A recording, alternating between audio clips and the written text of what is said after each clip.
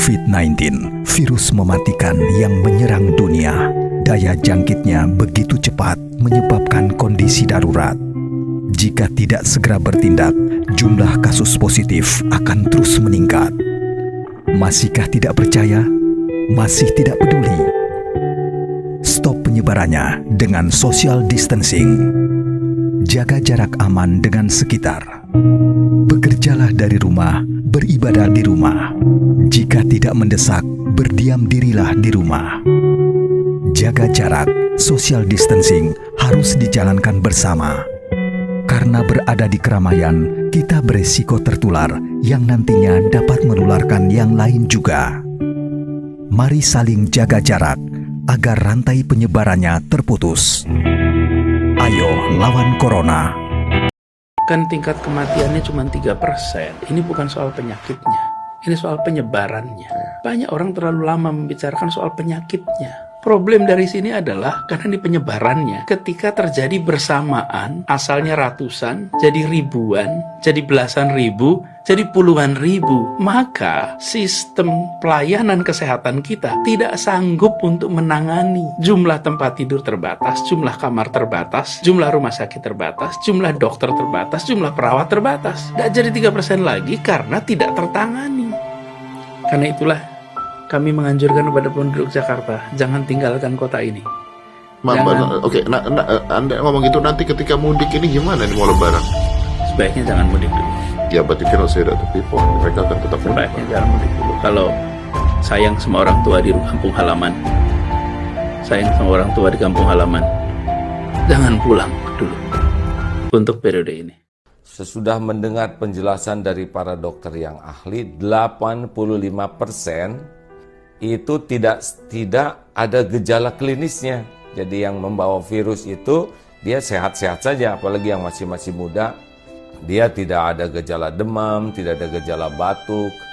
Padahal 85%. Nah, boleh jadi di masjid itu ada dua pilihannya. Kita tertular atau tanpa sadar kita menularkan ke orang lain.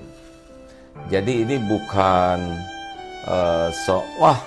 yakinlah Allah yang menolong, alhamdulillah saya diberikan kesempatan berguru dengan guru yang ahli tauhid sehingga nama juga disebut Darut Tauhid. Namun kenapa menyempurnakan ikhtiar seperti ini? Ya karena Rasulullah pun begitu. Tidak boleh mencampurkan unta yang sakit dengan unta yang sehat. Nah, kita tidak tahu sekarang siapa yang sakit dan siapa yang sehat. Khawatir kalau ke masjid, mungkin yang menularkan kepada yang lain. Karena orang-orang sehat itu ujiannya sekarang 85% virus itu tidak menunjukkan gejala klinis. Saudaraku sekalian, ini bukan main-main ya. Lihat dalam tempo sebentar saja 2 minggu, grafiknya dari 2 sekarang sudah 227. Bisa dibayangkan ini persis keadaan Italia 2 minggu pertama. Juga keadaan Iran 2 minggu pertama. Tiba-tiba begitu, ini besok lusa bisa melesat karena sebagian besar yang terpapar virus itu tidak menyadari dirinya membawa.